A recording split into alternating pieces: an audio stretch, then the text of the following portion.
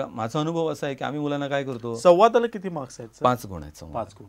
आणि त्यामध्ये हे संवाद लिहायचे असतील तर पहिल्यांदा मुलांना संवाद बोलता आले पाहिजे. संवाद हा शेवटी संवादच साधायचा आहे. लिहायचं जरी असलं तरी सुद्धा मुळात ते बोलायचं. आणि मला असं वाटतं की संवादामध्ये प्रामुख्याने भाषा तुमची अनौपचारिक असते, म्हणजे जी बोलचाल मधली भाषा असते. म्हणून आम्ही काय करतो, मुलांना वर्गात असं दोघांना बोलावून एखादा विषय द्यायचा. आता परीक्षेचा विषय कसे असतात, ग्राहक आणि दुकानदार यांच्यातला संवाद. मग तू ग्राहक झालास, तू दुकानदार झालास, चला बोला, काय बोलणार एकमेकाशी. मग मुलं बोलतात आणि ते विषय दिलेला असतो. एवढाच विषय, आई आणि मुलगा असा विषय दिलेला असतो.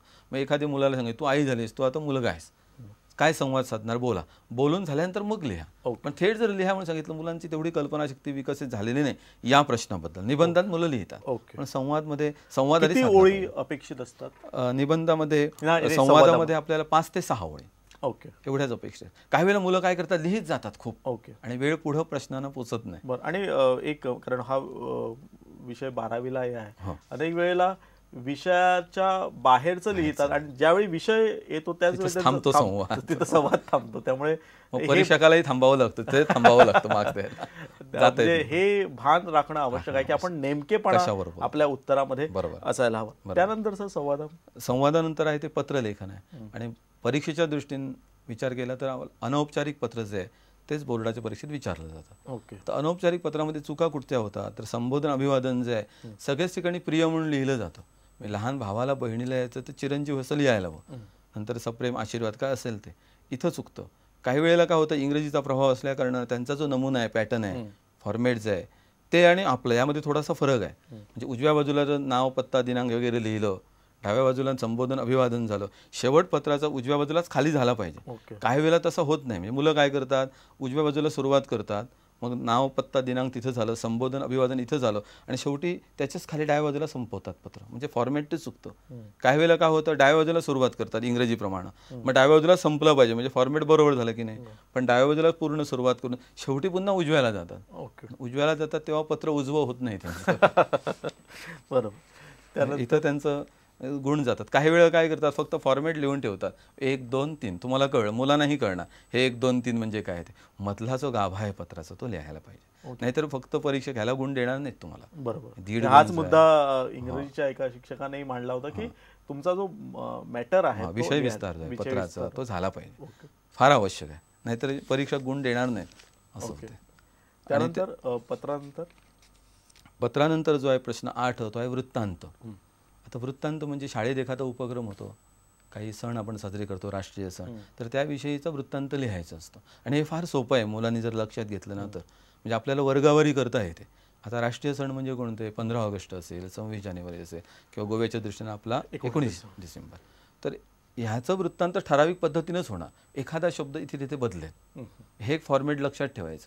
मग शाळेत समजा जयंती, पुण्यतिथी असे कार्यक्रम असतील तर त्याचा विशिष्ट फॉर्मॅट असणार, ते लक्षात ठेवायचं. शाळेचं स्नेहसंमेलन असेल किंवा क्रीडा दिन असेल वार्षिक, त्याचं एक विशिष्ट फॉर्मॅट असेल. बरोबर, हे मुख्यतः विषय. मग हे जर आपण लक्षात ठेवलं आणि त्यातल्या काही कॉमन गोष्टी आहेत, म्हणजे ते कुठच्याही वृत्तांतात ते तसंच राहणार. म्हणजे दीपप्रज्वलन असेल, स्वागत व प्रास्ताविक असेल, त्यानंतर परिचय असेल, सूत्रसंचालन, आभार प्रदर्शन, म्हणजे काही ठराविक वाक्य जसेचे तसे लिहिले तरीही चालते.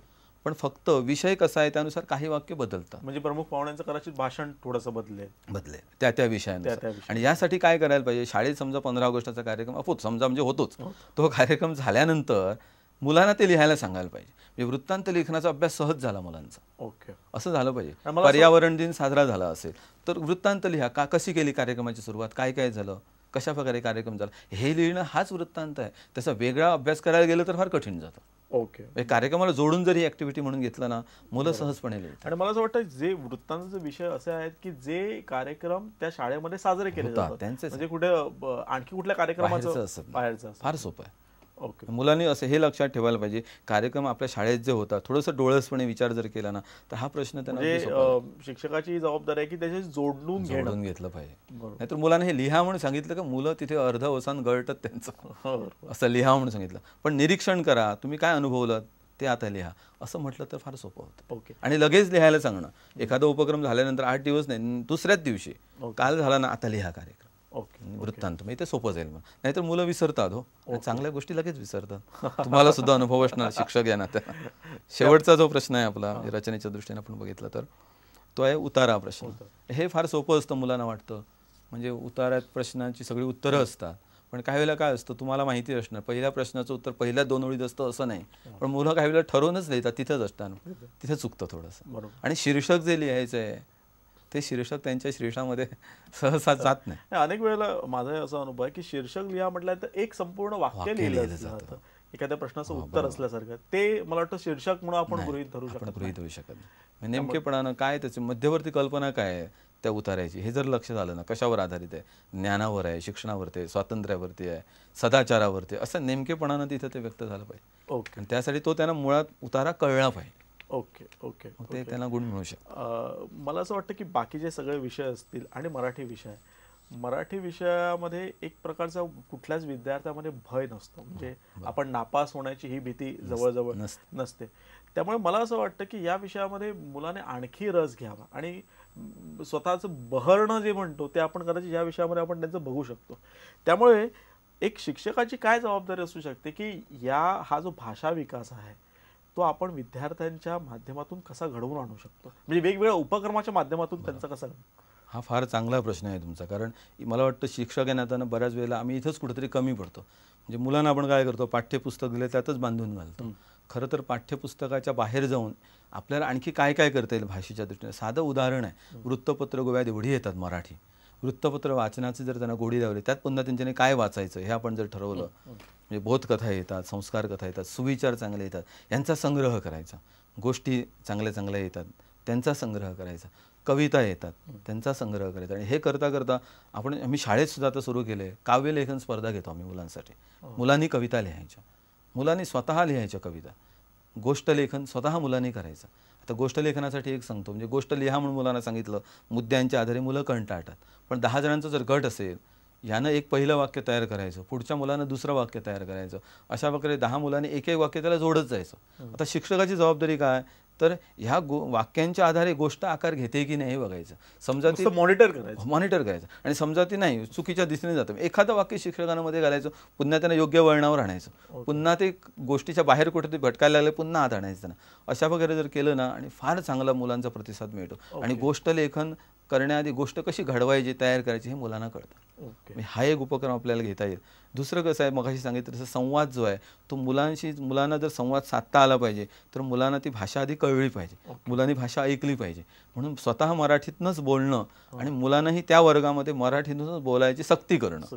सक्ती म्हणजे प्रेमळपणे सक्ती, त्या अर्थानं सक्ती नाही. हे जर आपण केलं तर आपण बोलूच शकत नाही त्या विषयी आता इथं, त्या सक्तीविषयी.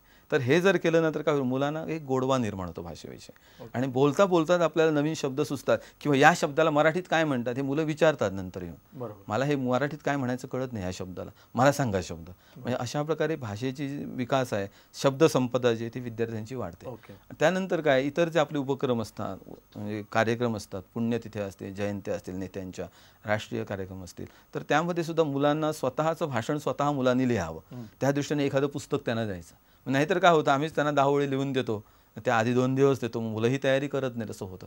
पण मुलं त्यानिमित्ताने एखादं पुस्तक वाचतात आणि पुस्तक वाचल्याने स्वतः त्यांनी मग आपण करेक्शन करून पाहिजे त्यांना द्यायचं. म्हणजे असे जर उपक्रम आपण घेतले तर भाषेचा विकास जो आहे तो सगळ्या अर्थाने त्यांचा होऊ शकतो. आता अतिरिक्त वाचन जर आपण म्हटलं, आपण म्हणतो शक्य होत नाही मुलांना करायला, पण आपण जर ठराविक वर्गाला ठराविक पुस्तकं त्यांच्यानी वाचली पाहिजेत असं जर केलं, म्हणजे व्यवस्थितपणे त्याचा रेकॉर्ड ठेवून, नोंद ठेवून, तर मुलं त्याला प्रतिसाद देतात. किंवा एखाद्या प्रकरणावरती काही प्रश्न आपण काढायचे, मुलांना सांगायचे याची उत्तरं त्या एका विशिष्ट प्रकरणात किंवा एखाद्या गोष्टीत आहेत, तुम्ही वाचा आणि शोधून काढा, असं आपल्याला करता येईल. शब्द कोडी जे आहे पेपरवरती आपण बघतो, तशीच त्या भाषेच्या, म्हणजे मराठीचा आपण विचार करतोय, एखाद्या लेसन पाठामध्ये कुठचे असे शब्द आले आहेत, म्हणजे शब्दखेळ आपण ज्याला म्हणतो, ते मुलांना देता येतात.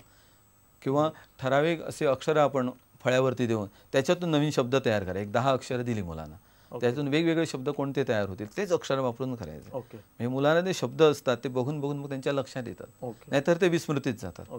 अशा प्रकारे आपण केलं तर भाषेचा विकासही मुलांचा होऊ शकतो. ओके सर, आपण बघितलं की म्हणजे तुम्हाला असा अनुभव असेल की मुलं धडा असेल तर त्यामध्ये रस घेतात, कारण वाचल्यानंतर तो समजतो. कवितेकडे जरासं दुर्लक्ष होतं, कारण ती समजून घ्यावी लागते किंवा ती लक्षात राहत नाही. त्यामुळे यासाठी काय करता येईल कविता, आणि कारण मला वाटतं भाषेचा प्राण जर कुठला असेल तर ती कविता आहे. मुळात कवितेचा आनंद घ्यायला मुलांना कळलं पाहिजे. आता कवितेचा आनंद घ्यायचा म्हणजे काय, कवितेतली जी काव्यानुभूती आहे त्याचा अनुभव घ्यायचा. म्हणजे साधं सोपं सांगतो, एखादी कविता असेल तर ते कवितेला चाल लावून ती शिकवणं मुलांना, मुलांच्या लक्षात राहते. आता 10वीचा आपण विचार केला तर नाचू कीर्तनाचे रंगीत ज्ञानदीप लावू जग, ह्याला जर आपण चाल लावली मुलांना शिकवलं त्यांना ते आवडतं. कुठचीही कविता घ्या तुम्ही, मी त्या कवितेला चाली लावून शिकवणं. माझा तरी अनुभव असा आहे, माझ्या बऱ्याचशा मुलांना कविता पाठ येतात. म्हणजे हा मोठेपणा वगैरे नाही हो, पण मुलांना ती कवितेला चाल लावल्या कारण आपोआप पाठ होतात. किंवा एखादी गाणी गुणगुणतात ना, तशी ते कविता गुणगुणू लागतात. आणि एकदा कविता पाठ झाली मुलांना, परीक्षेच्या दृष्टीने फायदा कुठं होतो तर जे पर्याय वगैरे असतात त्याचा वेगळा अभ्यास मुलांना करावा लागत नाही. प्रश्न आल्यानंतर मुलांच्या लक्षात पटकन पुढची ओळ किंवा शब्द येतो, इथं काय लिहायचं ते. मग कवितांना चाली लावायच्या.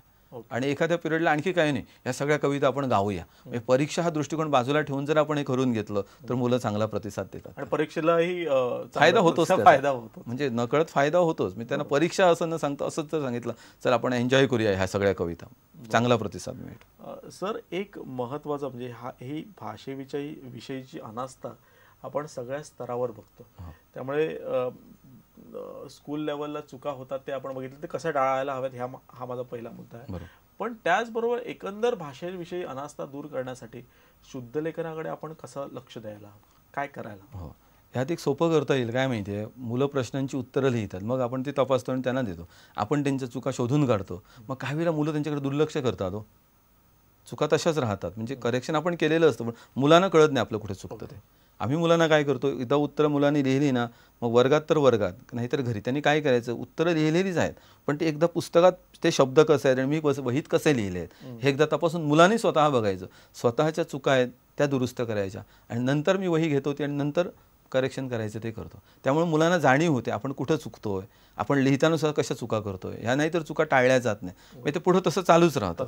हे एक आपल्याला करता येतं. दुसरं कसं आहे, रोज निदान 2 ओळी तरी मुलांनी लिहाव्यात, खूप नको, निदान 2 ओळी. आणि त्या 2 ओळी लिहिल्यानंतर पुन्हा तसं स्वतः तपासून बघायचं आपण लिहिताना कुठं चुकतोय की काय, ह्रस्व दीर्घ आपल्या लक्षात येतंय की नाही.